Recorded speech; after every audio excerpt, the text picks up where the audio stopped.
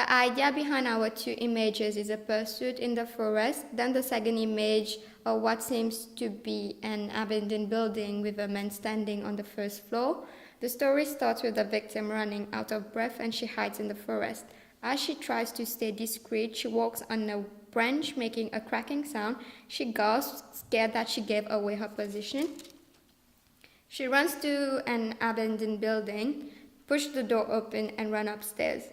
At the same time, you can hear the murderer coming. While humming, she tries to contact someone and gets stabbed. When getting the running or walking on stairs sounds, we had some difficulty since it was so noisy. We had difficulty with taking outside sounds as well as it was raining, and our booking was delayed thanks to the torrential rain, which delayed our whole planning.